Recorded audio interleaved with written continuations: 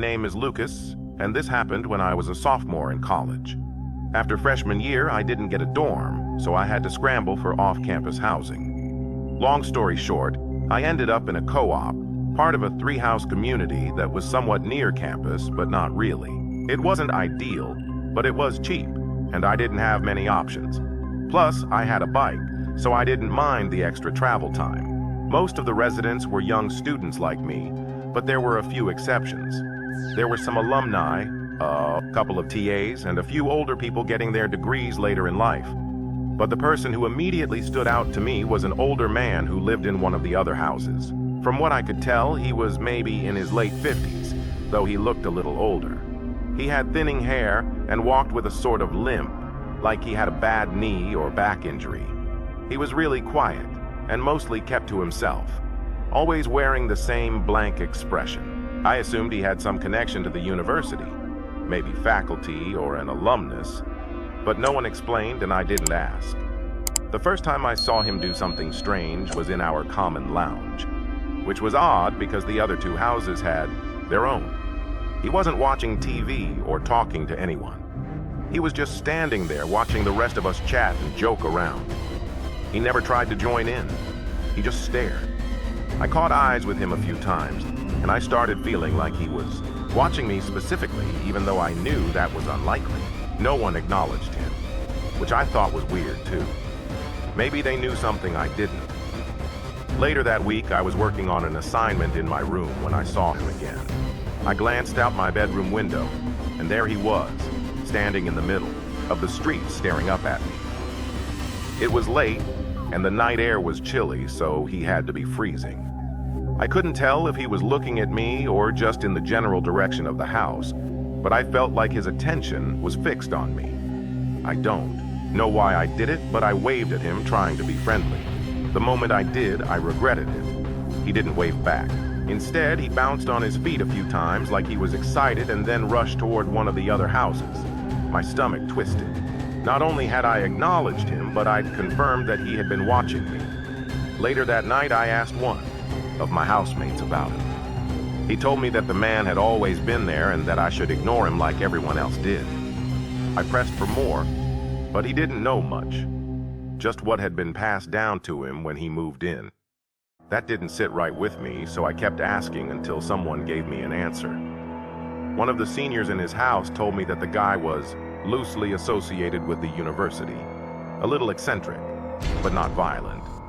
I asked why no one found that as odd as I did, and he just shrugged and said they didn't have control over who lived there.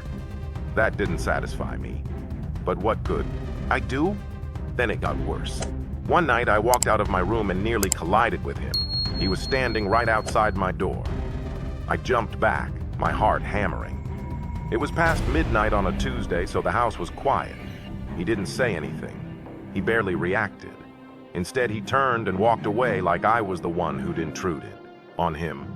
I started seeing him more, in places he had no business being, doing things he had no reason to do. Then I lost my room key. Each room had its own lock and key, a leftover feature from when the houses had been a hotel. Most people left their doors unlocked, but I always locked mine. Losing that key was a huge deal. Everyone had a spare, including me, but I was annoyed because I'd have to make a new copy. A few nights later, I woke up for no reason. Then I heard it, a soft bumping sound coming from my closet, every 20 seconds or so, like something shifting inside. My blood ran cold. I'm not easily scared, and I'm not helpless. So I decided to handle this myself. I got out of bed, quietly, took a deep breath, and slowly walked to the closet. My heart pounded in my chest. In one swift motion, I yanked the closet door open and screamed. Just as I feared, the man was in there. He had one of my scarves wrapped around his neck, his eyes wide and unblinking. In his other hand, he clutched a kitchen knife. My screams startled him. Before I could react, he lunged at me with the knife outstretched. I screamed again, this time in pure terror. We struggled. He was frail, but his grip was tight. I managed to knock the knife away and pin him to the floor, but he thrashed and clawed at me. I yelled for help. Doors slammed, and my friend Ethan ran down the hall. He jumped in and helped hold the man down while someone called the police. The rest of the night was a blur. The cops arrived quickly and arrested him. By then, he had gone silent, refusing to say a word. They found my room key in his pocket. No surprise there. A few weeks later, we got answers. He was the property manager's brother. The manager had let him live there under the radar instead of getting him proper help for his mental illness. When the truth came out, the property manager was arrested for negligence and other charges. I honestly blame him more than the man himself.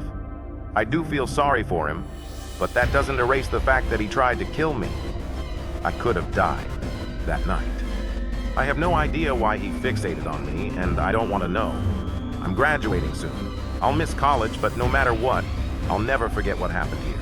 I've lived in the same quiet suburban neighborhood for nearly 25 years with my husband, David. It's the kind of place where people greet each other in passing, keep their lawns trimmed, and sit on their porches with a morning cup of coffee. Our kids have long since moved out, and these days, I spend most of my time gardening, reading, or enjoying the peace of retirement.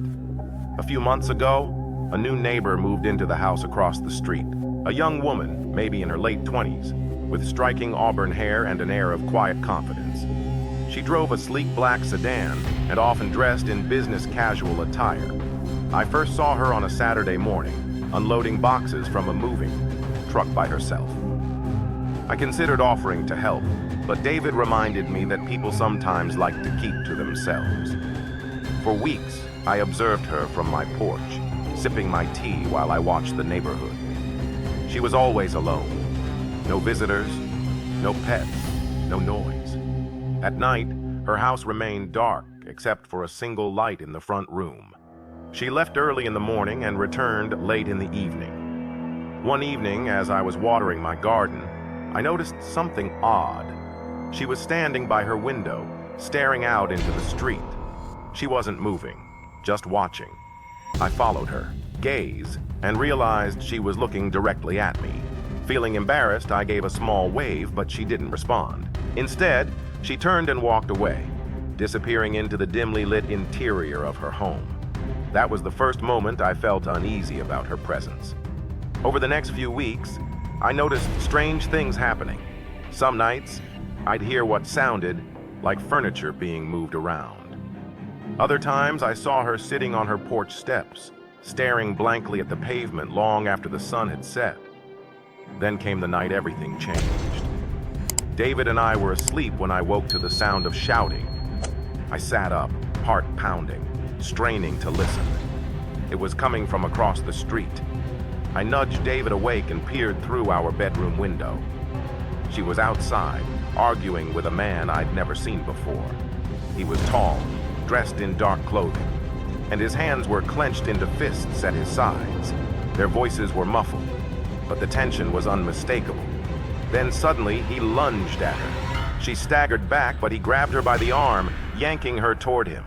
My breath caught in my throat. Before I could react, she did something I didn't expect. She pulled something from her coat and pressed it against his side. He immediately recoiled, stumbling back before running off into the night.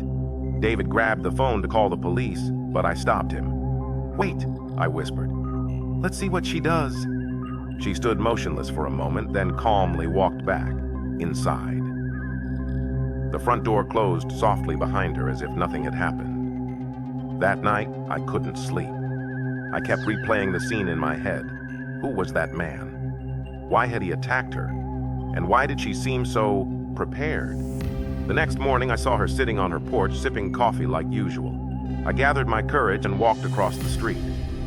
"Good morning," I greeted cautiously. She looked up, her expression unreadable. "Morning. I saw what happened. Last night," I admitted. "Are you okay?" She studied me for a moment before nodding. "I'm fine, just someone from my past." I hesitated. "Shouldn't you call the police? He could come back?" She offered a small, humorless smile. "He won't." Something about her tone sent a chill down my spine. I didn't push further. Over the 8. Next few days, I kept an eye on her house, waiting to see if the man would return. But he never did. Instead, new, strange occurrences began. One night, I saw her sitting in her car for hours, engine off, just staring at her own house. Another time, I caught a glimpse of her standing at her back fence, speaking to someone I couldn't see. Then, 2 weeks later, the police came. David and I were just finishing dinner when flashing red and blue lights lit up the street. We hurried outside to see 3 police cars parked in front of her house. Officers were speaking with her on the porch, while others were moving in and out of the house. Minutes later, they led her away in handcuffs. The next morning, the news broke. Her real name wasn't what she had told us. She was a fugitive, wanted in another state for fraud, identity theft, and even suspected involvement in a missing persons case. The man I saw that night, he was an investigator trying to track her down. For months, I had been watching, waving, and even speaking to someone living under a false identity. The most chilling part? When the police searched her house, they found stacks of files and photographs, pictures of the neighborhood, pictures of David and me, taken from a distance. To this day, I wonder what she was planning and why she had been watching us all along. When I moved into my new house, I was looking for a fresh start. I won't get into the details, but let's just say I had to leave my old city behind due to some unfortunate circumstances involving an ex. The neighborhood I chose was peaceful, low, crime, quiet, and mostly made up of families. The houses were spaced out, which was part of the appeal, except for the one next to mine. For some reason, my house and the one beside it were closer together than any other 2 properties on the block. That house was massive, the biggest in the neighborhood. It looked like it could fit an entire extended family comfortably. At first, I assumed a big family lived there. Grandparents, parents, kids. But I was wrong. Very wrong. I spent my first few days settling in, introducing myself to my neighbors. They were friendly, welcoming, and all seemed to fit into the same mold. Well-off, career-driven, family-oriented. As a single guy in my late 20s, I felt a little out of place, but everyone was kind. The last house I visited was the one next door. I'm not sure why I put it off. Maybe it was intuition. When I finally knocked on the door, I was expecting to meet another middle-aged couple. Instead, the door was answered by a guy who looked even younger than me. He had a mullet, an easygoing smile, and an energy that threw me off. "Oh, wow," he said, cutting me off mid-introduction. "Someone born in my decade. That's a nice surprise." We laughed, and I told him I felt a little out of place among so many families. He reassured me that most people in the neighborhood kept to themselves. I introduced myself, and he told me his name was Lucas. I half-jokingly suggested grabbing a drink right then and there, but his expression changed slightly. He glanced over his shoulder, almost like he was checking for someone behind him, before shaking his head. "Wish I could, man, but I'm working." I asked what he did for a living, and his smile dropped just a little before he replied vaguely, "Finance." He didn't elaborate. Something about the hesitation struck me as odd, but I let it go. I asked if he had roommates, considering how huge his house was. To my surprise, he said he lived alone. That was insane to me.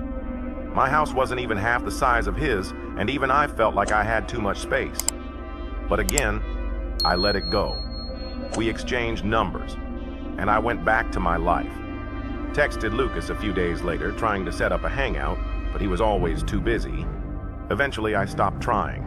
Not in a bitter way, just in a do-your-thing way. I worked from home, and my office window overlooked his house. Over time, I noticed something strange. Lucas never had visitors. No parties, no friends over. No food deliveries. His car was always parked in the same spot, yet I never saw it leave. The guy lived like a ghost. Then about 6 months after I moved in, something bizarre happened. One Wednesday night around 2 a.m., I woke up to the sound of loud music. At first, I thought I was dreaming, but the noise was real. I got out of bed and looked out my window. Lucas's driveway was packed with cars. It was a full-blown party. I don't mind noise, but the volume was ridiculous for a weekday. I figured I'd go over and ask him to turn it down. When I knocked on the door, no one answered. I knocked harder. Still nothing. Curious, I tried the door handle, expecting it to be locked. It wasn't. The door swung open. Inside, the first thing I noticed was a pile of shoes in the foyer, at least 10 pairs. But something was wrong. The house was completely empty. No people, no drinks, nothing. And yet, I could still hear voices and laughter over the music. That's when I realized it wasn't music. It was a recording, a fake party. My stomach dropped. Why would someone stage a party? The shoes suggested people had been here, but where were they? Then I heard it. A mechanical grinding sound, rhythmic and heavy, coming from somewhere deeper in the house. Against my better judgment, I followed. The noise to a door that was slightly ajar. I pushed it open and saw a staircase leading down to the basement. The sound was coming from below. A rational person would have left right then, but I needed to know. I descended slowly, my pulse pounding. The air grew colder, carrying a sharp chemical smell. Bleach, maybe. At the bottom of the stairs, I saw another door with a faint light seeping from underneath. I crept closer, heart hammering. Through the gap, I saw them. 3 men stood in the room, their backs to me. They were older, dressed in heavy work clothes, wearing gloves and protective goggles. They were staring at something I couldn't see, something behind a large metal table. The grinding noise was louder now, almost deafening. Then the smell hit me again, stronger this time. Not just bleach, something worse, something metallic, something like blood. I turned to leave, moving as quietly as I could. Then, the light. Behind me dimmed. Someone had shut the door. Panic surged through me. I bolted up the stairs, ran through the house, and sprinted back to my place, locking every door behind me. I crouched by my office window, watching Lucas's house, trying to catch my breath. Minutes later, the front door burst open. Several men rushed out, scanning the yard and street, clearly looking for someone. Lucas wasn't among them. I stayed, hidden. Eventually, they went back inside and the fake party noises stopped. The next morning, I checked out my window. Every car was gone, including Lucas's. Days passed, then weeks. He never came back. No one did. His once pristine lawn became overgrown, packages piled up by the door, untouched. I asked my neighbors if they had heard the party. No one had. I asked if they had seen Lucas lately. They acted like they barely remembered him. It's been months. Now, the house remains abandoned. I have no idea what I walked in on that night, but I know one thing for sure. Lucas wasn't living there alone, and whatever was happening in that basement, it wasn't anything good. Please don't forget to like the video and subscribe the channel. Also share with your friends.